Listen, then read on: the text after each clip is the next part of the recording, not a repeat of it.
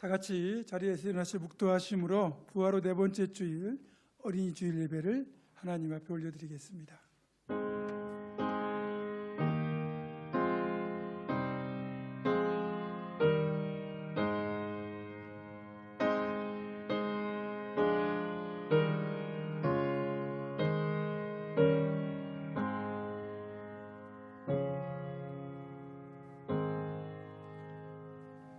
그때 사람들이 예수께서 안수하고 기도해 주심을 바라고 어린아이들을 데리고 오매 제자들이 꾸짖거늘 예수께서 이르시되 어린아이들을 용납하고 내게 오는 것을 금하지 말라.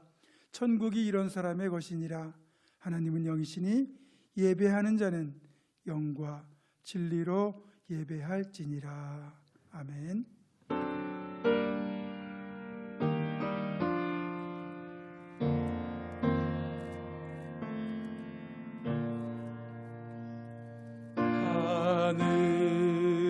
하늘에 계신 아버지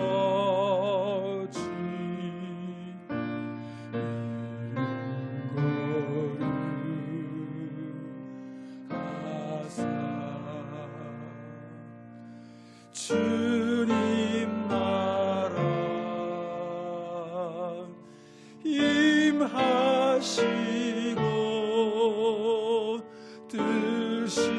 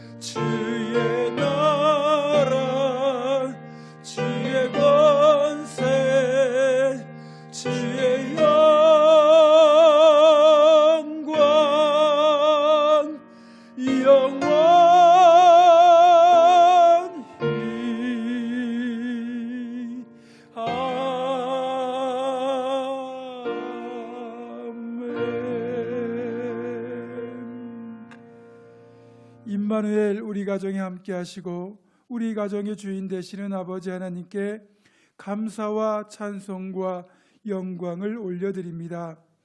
우리에게 화목한 가정을 주신 하나님께 감사를 드리고 아름다운 신앙의 유산을 물려주신 부모님, 믿음의 기업을 이어받을 자녀를 허락해 주신 것에 또한 감사를 드립니다. 5월을 시작하는 첫 주일 가정의 달을 맞이하여 저희들이 새싹과 같이 깨끗하고 순결한 마음으로 예배당에 모여 예배합니다. 어린아이처럼 낮고 겸손한 마음으로 예배를 드리오니 우리가 드린 이 예배를 기쁘게 받아 주시옵소서. 우리 주 예수 그리스도의 이름으로 기원하옵나이다. 아멘.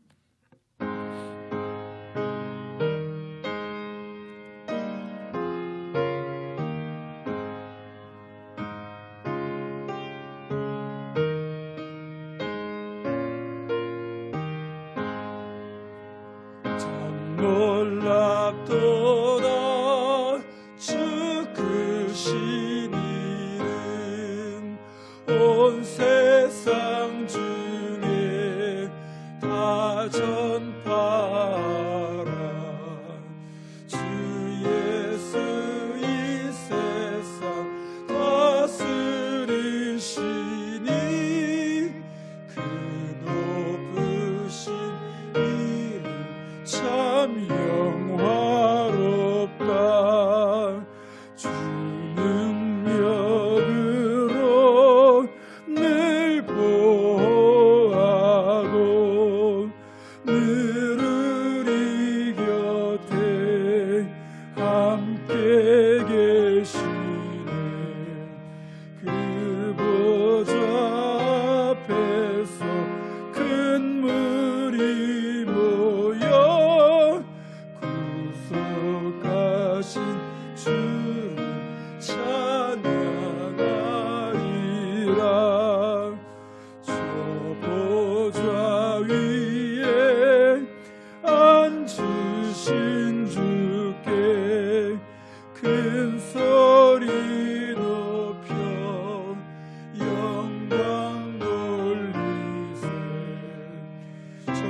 천군 천사들 그 보좌 앞에 다 머리 숙여서 경배드리세. 주 하나님께 다 찬양하라. 영광과 권능 지혜와 존귀 저 천사와 함께 주께 돌리고 그 영원한 사랑 다 감사하세.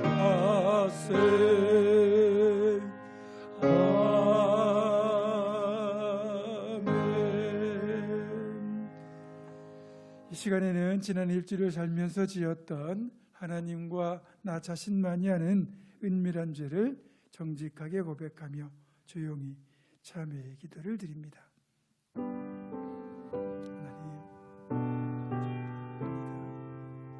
주님께서 우리를 위하여 허락하신 복된 시간임에도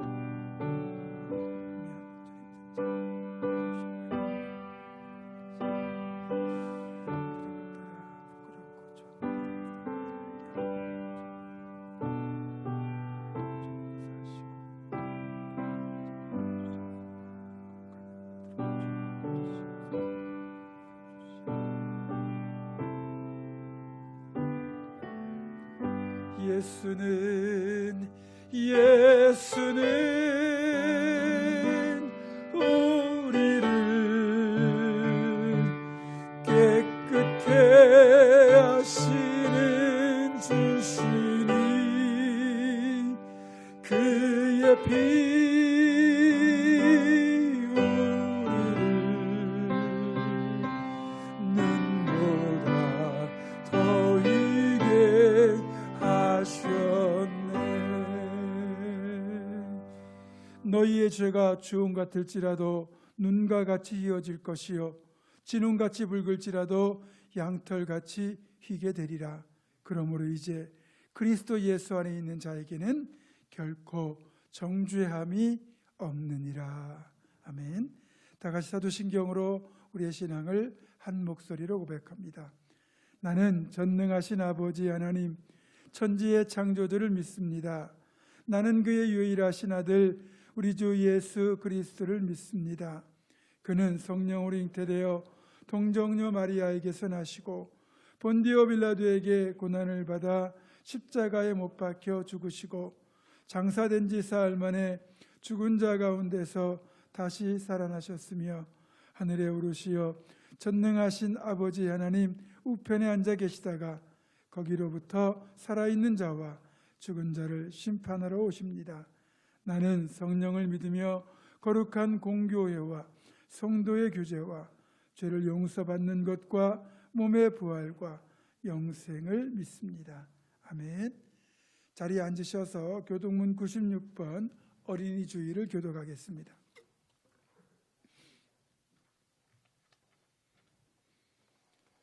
보라, 자식들은 여호와의 기업이여 젊은 자의 자식은 장사의 수중에 화살 같으니 이르시되 진실로 너희에게 이르노니 너희가 돌이켜 어린아이들과 같이 되지 아니하면 그러므로 누구든지 이 어린아이와 같이 자기를 낮추는 사람이 또 누구든지 내 이름으로 이런 어린아이 하나를 영접하면 또 아비들아 너희 자녀를 노엽게 하지 말고 오직 주의 교훈과 훈계로 양육하라.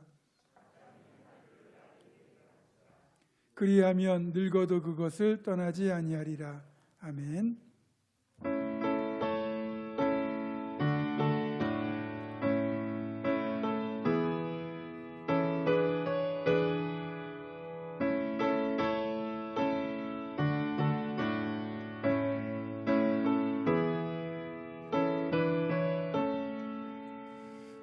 나의 죄를 정케 하사 주의 일꾼 삼으신 구세주의 넓은 사랑 항상 찬송합니다. 나를 일꾼 삼으신 주 크신 능력 주시고 언제든지 주 뜻대로 사용하여 주소서.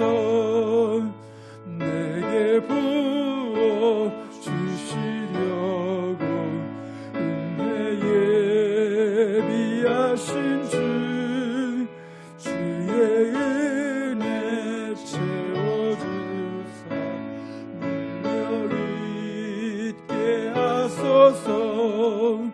나를 일꾼 삼으신 주 크신 능력 주시고 언제든지 주 뜻대로 사용하여 주소서.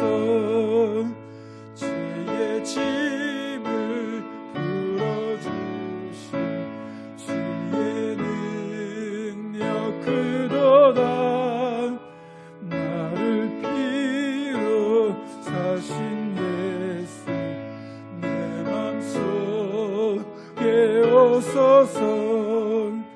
나를 일꾼 삼으신 주 크신 능력 주시고 언제든지 주 뜻대로 사용하여 주소서.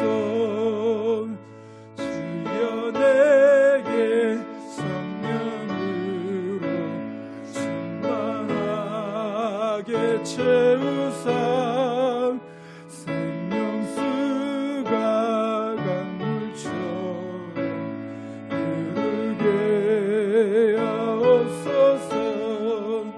나를 일꾼 삼으신 주 크신 능력 주시고 언제든지 주 뜻대로 사용하여 주소서.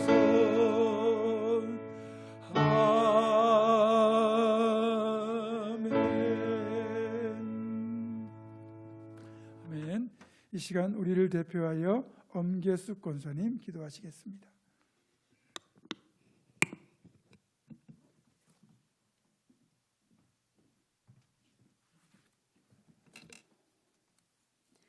영광을 받으시기 합당하신 주님, 저희들을 보호 아래 주시고 성령 안에서 인도하여 주시니 감사드립니다.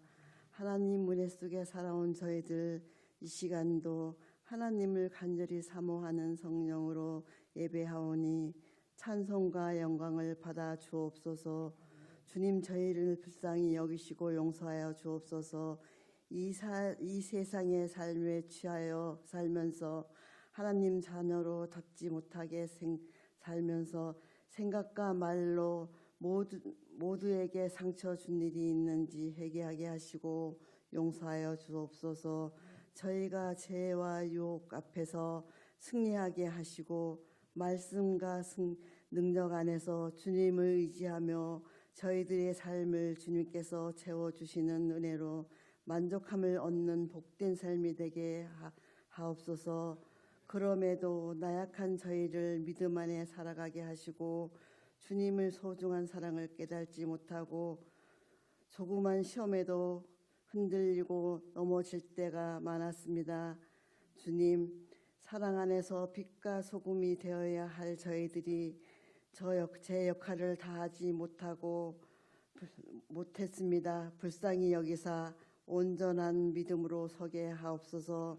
하나님 아버지, 코로나19 바이러스로 인하여 전 세계가 힘들어하고 있습니다. 불안과 걱정을 전 세계에 모두 기도하게 하시고 주님을 더 알게 하옵소서. 하나님 모두 기도하오니 속히 코로나 종식되어 날마다 믿음의 자녀들이 늘어나게 하옵시고, 하나님 아버지, 그동안 교회에서 예배 드리지 못하고 온라인 예배로 드렸지만 이렇게 하나님 쳐서 예배당에서 예배 드릴 수 있게 되어서 주님 감사합니다. 우리의 생활이 교회에서, 가정에서, 직장에서 그 어느 곳에라도 온전한 자녀로 거듭나길 원합니다. 믿는 자를 구한 것이 충성이라 하여 싸우니 충성된 삶을 살게 하옵소서. 더욱더 기도하며 온전한 신앙으로 살아가는 모두가 되게 하옵소서. 특별히 보문 중앙교회를 사랑하여 주시고 사랑하는 하나님 감사합니다. 우리 전 교인들이 코로나로 벗어나게 건강하게 하셔 예배 자리에 모두 모일 수 있는 자들이 되게 하여며 감사합니다. 오늘도 주님에게 귀한 말씀 전하시는 목사님 영육간의 지혜와 능력을 충만하게 하시고 그 말씀 받아 생명의 말씀을 받게 하시고 한 주간도 주님 함께하는 한 주 되게 하옵소서. 사랑하는 목사님 건강 지켜주시고 피곤치 않게 하옵소서. 오늘도 우리를 구원하신 예수 그리스도 이름으로 기도하옵나이다.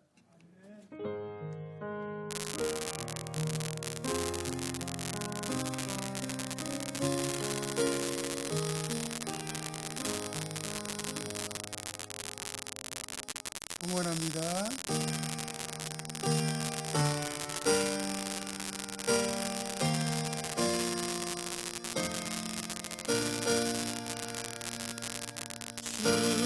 주 앞에 설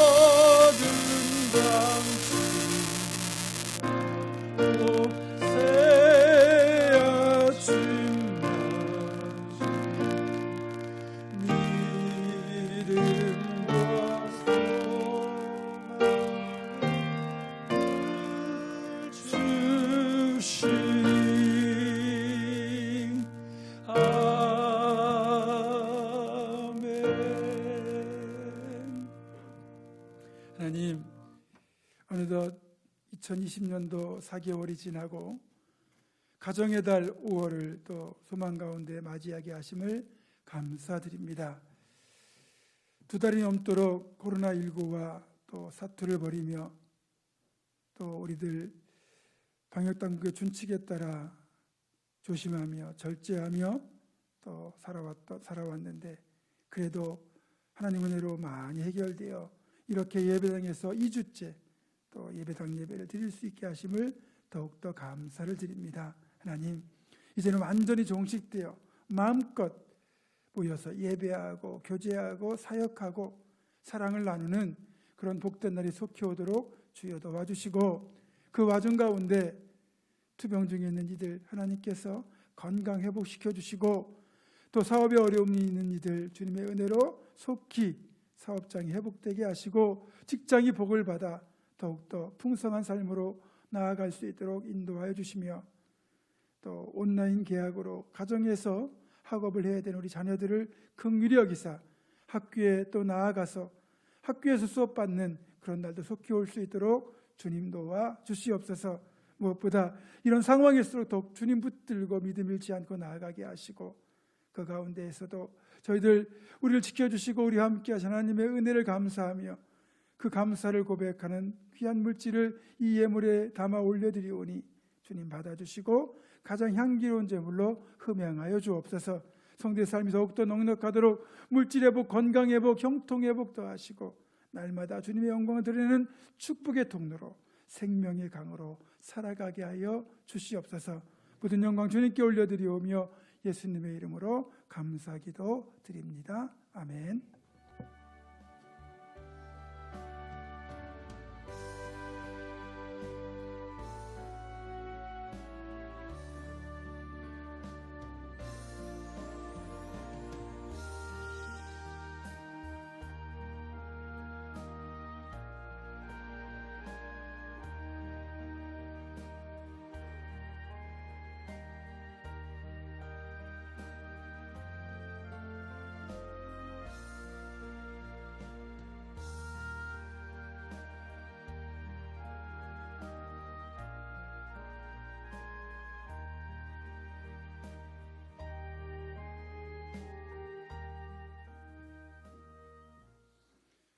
어린이 주일 예배를 통해서 우리들에게 주시는 하나님의 말씀은 구약 사사기 4장 1절로부터 5절의 말씀입니다. 구약 365쪽입니다.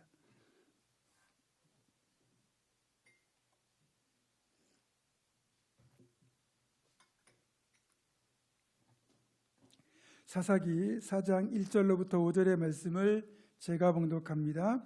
에훗이 죽으니 이스라엘 자손이 또 여호와의 목전에 악을 행하매 여호와께서 하솔에서 통치하는 가나안 왕 야빈의 손에 그들을 파셨으니 그의 군대 장관은 하로셋 학고임에 거주하는 시스라요.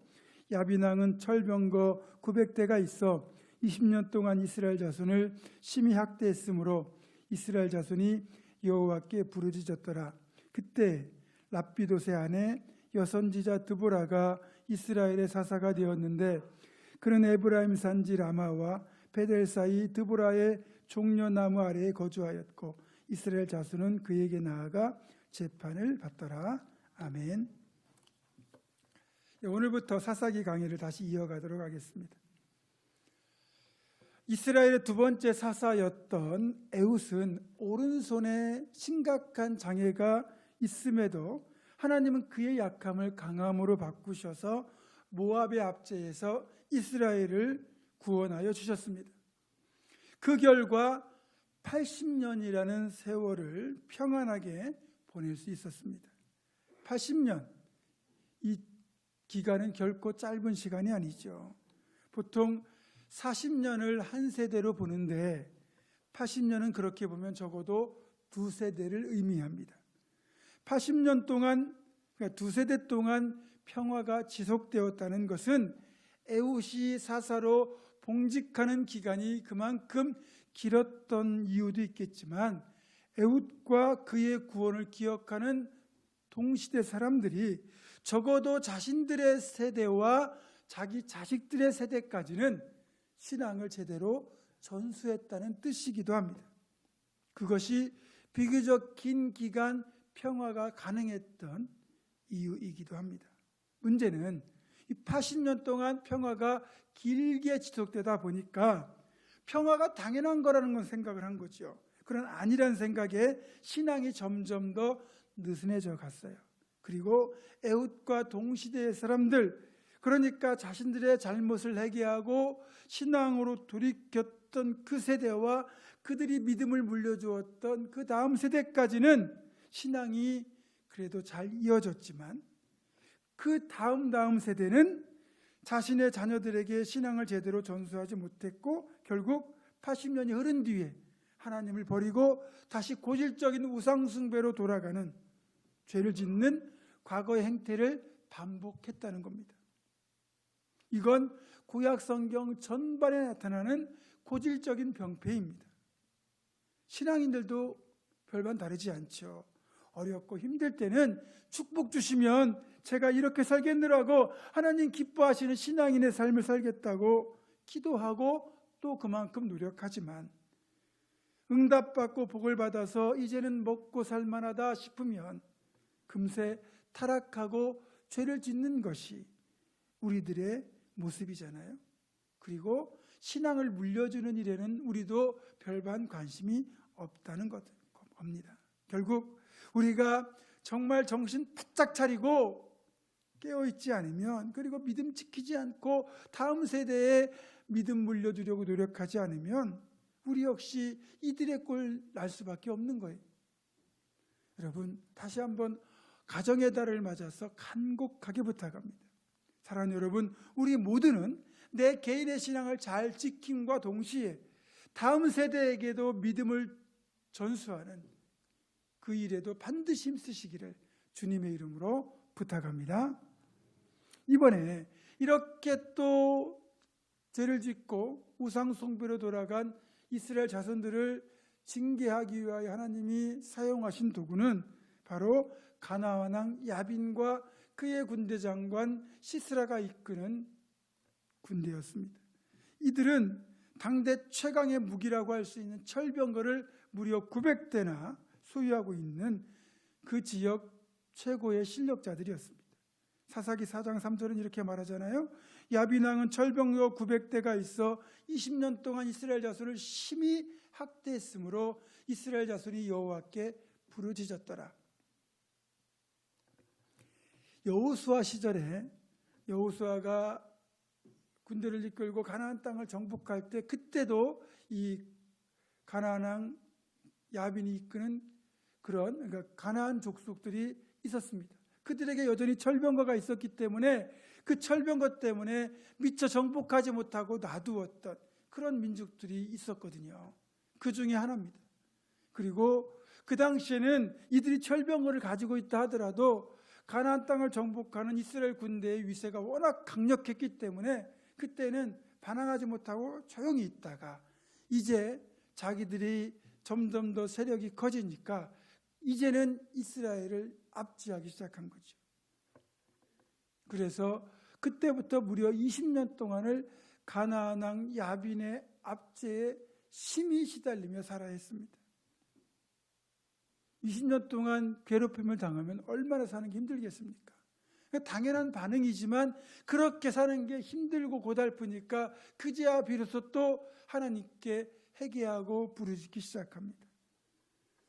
우리 하나님도 참 무던하신 게, 우리 같으면 한두 번도 아니고 계속해서 이렇게 되면 모른 척 하실 법도 한데, 이런 죄악의 수레바퀴를 알면서도 마음이 약하신 우리 하나님이 이들의 고통을 외면하지 못하고 결국은 구원자를 보내셔서 이들을 압제해서 건져내신 겁니다.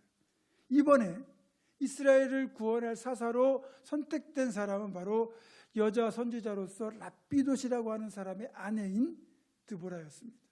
드보라는 한마디로 말하면 여성이라는 당대의 엄청난 핸디캡에도 불구하고 사사로 세우심을 받았다는 특징이 있습니다.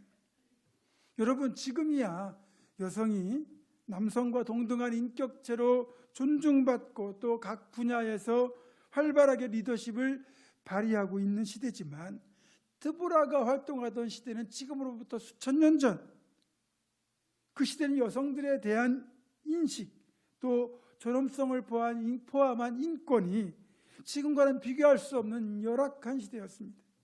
그런 시대 상황을 우리가 염두에 두고 이 상황을 들여다본다면, 드보라라고 하는 한 여성이 선지자 겸 사사로서 세우심을 받았다는 건 정말 획기적인 사건이 아닐 수 없는 겁니다. 그래서 오늘은 여성과 여성의 리더십을 중심으로 말씀을 풀어가도록 하겠습니다. 처음부터 여자가 푸대접을 받은 건 아니에요. 하나님께서 아담의 갈비뼈로 여자를 만드시고 그 여자를 아담에게 보내셨을 때 아담이 첫 번째 여자 하와를 보고 보였던 반응이 뭡니까? 이는 내 뼈 중에 뼈, 살 중에 살이라 라고 하는 최고의 찬사를 보냈을 정도입니다. 그러나 얼마 지나지 않아서 하와가 선악과를 먼저 따먹고 그것을 아담에게도 주었다는 이유로 여성이 타락의 원흉이라고 몰려서 심지어는 중세시대까지도 여성은 불완전한 존재로 취급받을 수밖에 없었습니다. 이런 차별은 유대인들에게서도 고스란히 나타나고 있었습니다. 유대인 남자들에게는 3가지 감사기도가 있다고 합니다. 첫 번째는 이방인으로 태어나지 않은 것, 두 번째는 짐승으로 태어나지 않은 것, 세 번째는 여자로 태어나지 않은 것, 이렇다고 합니다. 앞에 2가지 감사는 그래도 이해가 되지만 이 3번째 감사는 지금의 우리로서는 상당히 여성 차별적이라고 할 수 있는 내용이지 않습니까? 보세요. 이방인은 그 당시만 해도 하나님의 구원으로부터 배제된 존재들이라고 생각했기 때문에 당연히 유대인으로 태어난 걸 감사할 수 있어요. 또 짐승으로 태어나지 않은 것 당연히 감사할 일 아니겠습니까? 그런데 여자로 태어나지 않았다는 것이 감사할 일이라는 것이 이해가 되지 않는 거죠.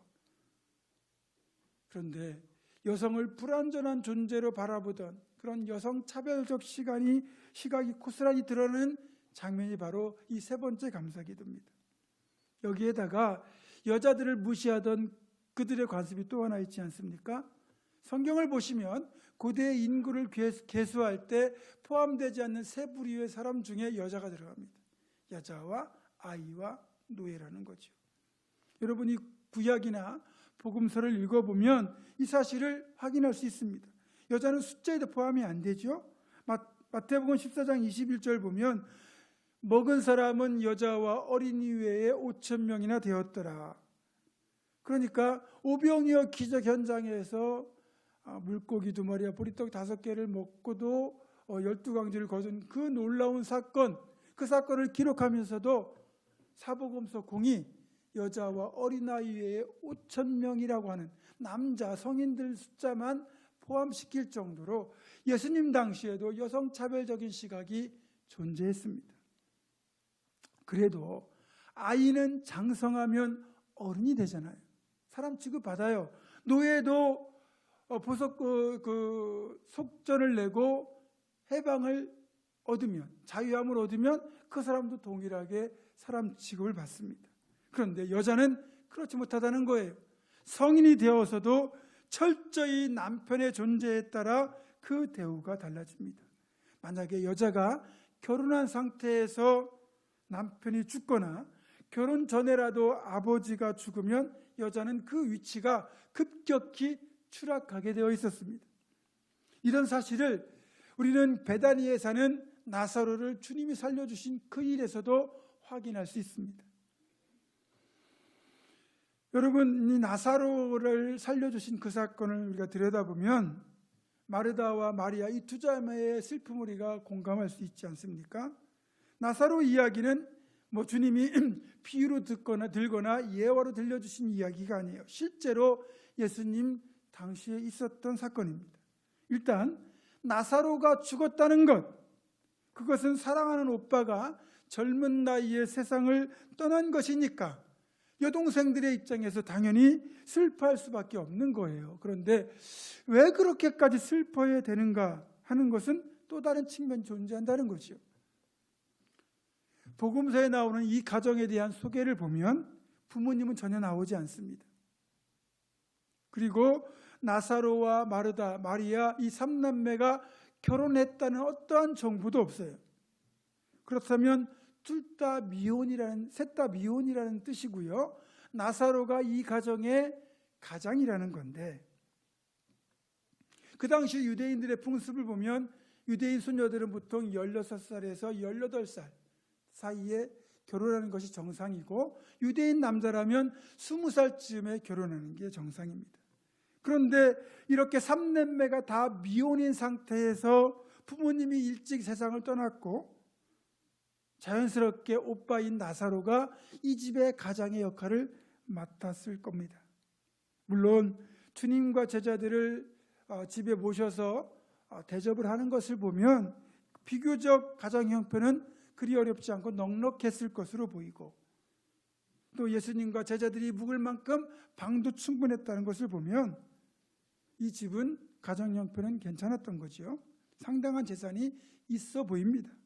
하지만 이 가정, 특별히 마르다와 마리아에게 아주 심각한 위기가 발생합니다. 오빠인 나사로가 죽었다는 것도 큰 슬픔이지만 이제는 나사로인 이 가정의 가장인 나사로가 죽었기 때문에 이 두 자매에게는 상속권이 없어요. 그러면 이들의 재산이 어떻게 되겠습니까? 다른 친척의 손에 넘어가게 되어 있습니다. 그렇게 되면 마르다와 마리아 이 두 자매에게는 나사로의 죽음이 단지 오빠가 죽었다는 것만이 아니라 집과 돈을 잃고 사회적 지위까지 잃게 되는 참혹한 결과를 가져오게 된다는 겁니다. 그래서 마르다가 주님을 만난 자리에서 주께서 여기 계셨더라면 이라고 말할 때 그 말 속에는 이런 마르다의 절박한 심정이 담겨 있던 겁니다. 그래서 주님이 나사로를 다시 살려주신 것은 죽었던 가족이 다시 되살아나는 그런 기쁨만 있는 것이 아니라 다시금 경제적 안정과 사회적 지위의 회복까지 더해진 것이니까 엄청난 기쁨이 이 가정에 임한 것이 됩니다. 주님은 엄청난 선물을 주신 거예요. 그리고 이런 여성 차별은 지금 이 시대에도 엄연히 존재합니다. 특히 이슬람권에는 이런 여성 차별이 여전히 존재하죠. 여러분들이 뉴스나 여러 가지 인터넷을 보시면 아직도 이 이슬람 세계에서 벌어지는 여성 차별에 대한 모습들을 볼 수 있습니다. 쿠웨이트로 파견되었던 한 여자 기자가 쿠웨이트에서 근무할 때 겪었던 일을 책으로 펴냈는데 그 책에 이런 이야기가 나옵니다. 이분이 처음 그러니까 몇십 년 전에 쿠웨이트에 갔을 때는 여자들이 남자보다 한 10m쯤 5m나 10m쯤 뒤에서 걷는 게 일반적이었다고 그래요. 우리도 예전에는 남편이 앞에 가고 여자들은 저 뒤에 따라갔잖아요. 그런데 최근에 이분이 쿠웨이트를 다시 방문해 보니까 상황이 뒤집어져 있는 거예요. 여자들이 한참을 앞에서 가고 남자는 그 뒤에서 몇 미터 이상 떨어져 가는 거예요. 어떻게 된 일일까요? 여성의 지위가 향상돼서 그런 걸까요? 그래서 이분이 너무 궁금해서 현지 여성에게 왜 저렇게 걷는지를 물었답니다. 그랬더니 그 여성이 하는 말이 그거요 지뢰 때문입니다. 그러니까 그 지역에 전쟁이 많고 지뢰가 매설되어 있으니까 여자가 먼저 걸어가서 지뢰가 있는지 없는지 안전한 걸 확인한 뒤에 남자는 안전한 길을 뒤따라가는 거예요. 아내를 지키고 보호해야 될 남편이 아내를 지뢰바지로 쓰고 있는 상황이 발생하고 있는 거죠. 이런 여성 경시 풍조가 여러분 드보라가 활동하던 시대에는 더 심하면 심했지 덜하지는 않았을 겁니다. 어쨌든 장황하게 말씀드린 것 같은데 여성에 대한 편견과 무시가 엄연하던 그 시절, 이런 시대에 하나님이 여성인 드보라를 선지자로 사사로 부르셨다고 할 때 드보라 입장에서 그 부르심에 순종하는 것이 쉬운 일이었겠느냐 이겁니다. 여러분, 하나님께서 우리를 누군가를 사사로 부르신다는 것은 엄청난 영광일 수도 있겠지만 그에 못지않은 부담도 있다는 것입니다. 드보라가 사사가 된다는 것은 꽃길을 걸어가는 것이 아닙니다. 오히려 가시밭길입니다. 솔직히 꽃길만 걸으라면 누가 못 걷겠습니까? 사명의 길은 영적으로는 꽃길이지만 현실적으로는 가시밭길에 더 가깝습니다. 생각해 보세요. 그 시대에 이렇게 여자가 사사가 된다는 것에 대하여 얼마나 많은 반대와 편견이 존재하겠습니까? 또 견제가 존재하겠습니까? 여자인 드보라가 사사가 되는 것에 대해 마음에 안 들지만 여자라는 이유를 직접 댈 수는 없으니까 이런저런 말도 안 되는 이유를 들면서 그렇게 드보라를 깎아내리는 사람도 있었을 겁니다.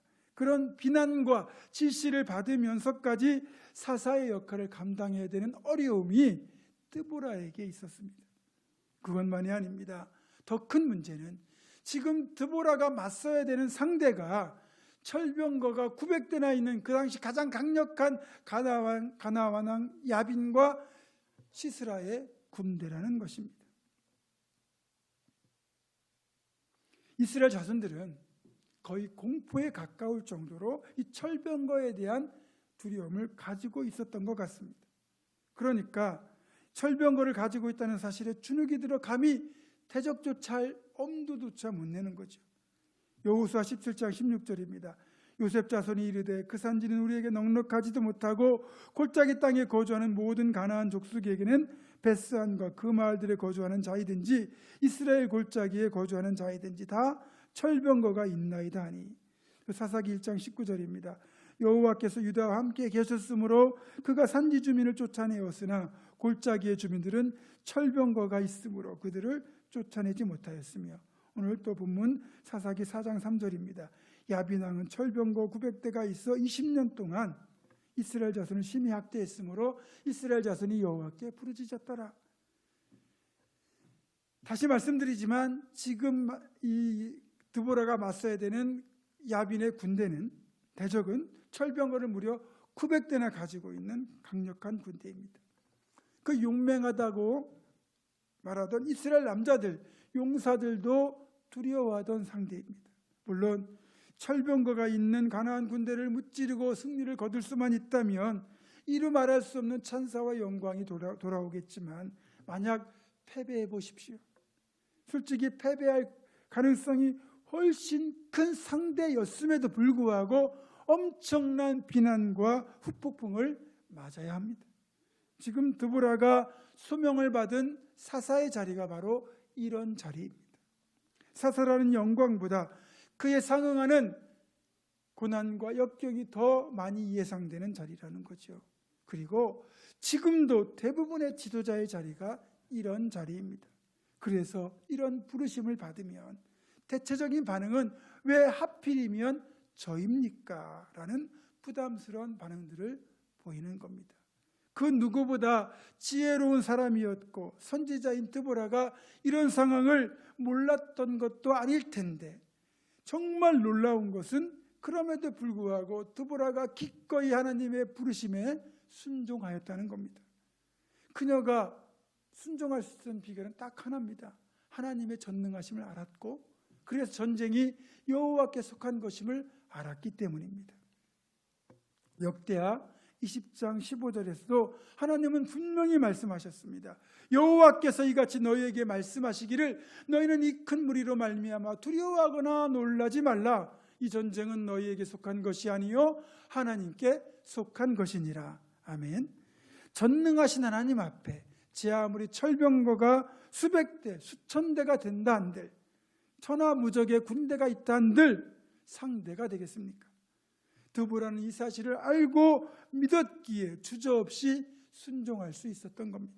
순종은 정말 놀라운 능력이 있습니다. 우리가 믿음으로 이런 식으로 순종하기만 하면 전능하신 하나님이 우리보다 앞서 행하시기 때문입니다. 그래서 내가 믿음으로 순종하기만 하면 실제로 일하시고 역사하시는 분은 하나님이시고, 그렇게 하나님이 개입하는 순간 모든 게임은 끝나는 겁니다. 그러니까 이번 드보라가 사사가 되어 이끄는 이스라엘 군대와 가나안 왕 야빈과 군대장관 시스라가 이끄는 가나안 철병거 부대와의 싸움은 시작도 되기 전에 이스라엘의 승리가 확정된 것입니다. 순종하기만 하면 무조건 승리합니다. 드보라는 이 사실을 알고 믿었기에 순종한 겁니다. 여러분, 믿음이라는 단어와 순종이라는 단어는 어근이 같습니다. 믿음과 순종은 동전의 양면과 같이 때려야 뗄 수 없는 불가분의 관계라는 거죠. 그래서 히브리서 11장 6절의 말씀, 믿음이 없이는 하나님을 기쁘시게 하지 못하나니 하나님께 나아가는 자는 반드시 그가 계신 것과 또한 그가 자기를 찾는 자들에게 상 주시는 이심을 믿어야 할지니라. 이 말씀의 믿음의 이 단어를 순종이라고 바꾸어도 똑같습니다. 순종이 없이는 하나님을 기쁘시게 하지 못하나니. 왜 그렇습니까? 믿음이 곧 순종이요 순종이 곧 믿음이기 때문입니다. 결국 그렇게 순종으로 나아가는 자는 하나님이 상을 주시게 되어 있죠. 말씀을 정리합니다. 우리가 오늘 살펴보고 있는 여자 사사인 드보라가 활동하던 이 시대는 지금으로부터 3000년도 훨씬 넘는 그 이전 여성이 제대로 인격체로 인정받기도 힘든 시대였음에도 불구하고 당당하게 선지자로, 사사로 택함받고 활동하였습니다. 이제 이는 하나님께서 드보라의 이 믿음과 순종을 귀하게 보셨다는 뜻이기도 합니다. 그렇습니다. 드보라는 시대적 여성이라는 이 시대적 관습적 육체적 한계를 과감히 뛰어넘어 하나님의 부르심에 순종하였고, 하나님은 순종하는 그녀를 통하여 이스라엘을 가나안의 압제에서 구원하여 주셨습니다. 그녀의 이름은 수천 년이 지난 지금까지 위대한 여성 지도자의 건강하고 아름다운 롤모델이 되고 있습니다. 우리 모두가 드보라의 이런 믿음과 순종을 닮아가기를 소망합니다. 나의 연약함, 내가 가진 상황적 한계는 믿음으로 순종하기만 하면 아무런 문제가 되지 않습니다. 특별히 저는 우리 교회에서도 여성들의 활약을 기대합니다. 우리 교회에서도 많은 사역들을 우리 여성들이 주도적으로 섬겨주고 있는데, 앞으로는 여성 장로도 세워져야 하고 많은 부분에서 여성들의 주도적인 역할이 필요합니다. 이런 선한 변화를 기대하고 있습니다. 그리고 더욱 중요한 것은 리더십이 남자인지 여자인지 우리가 그 리더십을 하나님이 부여하신 권위로 인정하고 따라야 한다는 겁니다. 우리가 남녀라는 성별을 떠나서 하나님께 믿음으로 순종하고 나아가기만 하면, 그동안 살펴본 것처럼 에훗처럼 결정적인 약점이 있다 하더라도, 드보라처럼 여성이라는 한계를 가지고 있다 하더라도 전능하신 하나님께서 우리를 사용하시고 하나님이 친히 역사를 이루실 것입니다. 사랑하는 여러분, 우리 모두는 하나님의 거룩하고 복된 일을 위하여 이 시대에 하나님의 사람으로 부르심을 받은 사람들입니다. 이런 부르심에 순종하셔서 드보라와 같은 믿음과 순종의 사람으로 크고 귀하게 쓰임받아 놀라운 역사를 이루시는 하나님의 사람이 다 되시기를 주님의 이름으로 축원합니다. 기도하겠습니다. 고마우신 아버지 하나님, 드보라처럼 믿음으로 하나님의 부르심에 순종하는 사람을 통하여 놀라운 일을 이루시고 성취하시는 하나님의 역사에 주님의 도구로 모두가 귀하게 쓰임받게 하여 주옵소서. 우리 주 예수 그리스도의 이름으로 기도드립니다. 아멘. 다 같이 일어나셔서 우리 서로를 축복하면서 물된 동산 전행하겠습니다.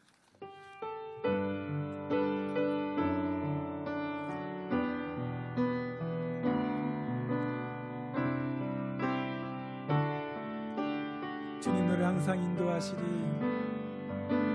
주님 너를 항상 인도하시리. 메마른 땅에서도 너를 만족시키리. 너는 물된 동산 같겠고 마르지 않는 샘 같으리. 나는 물된 동산 같겠고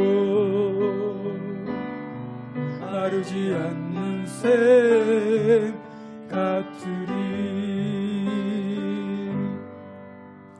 기도합니다. 나를 부르셔서 일꾼 삼으시는 하나님의 부르심에 믿음으로 순종하여 하나님의 역사를 이루는 하나님의 사람으로 쓰임받을 것을 결단하는 사랑하는 우리 부모님과 함께 모든 성도들과 이들의 가정과 생업과 앞날과 우리 교회 위에 이제는 우리 주 예수 그리스도의 은혜와 하나님의 사랑과 성령의 교통하심이 지금부터 영원토록 함께 하시옵기를 간절히 축원하옵나이다. 아멘.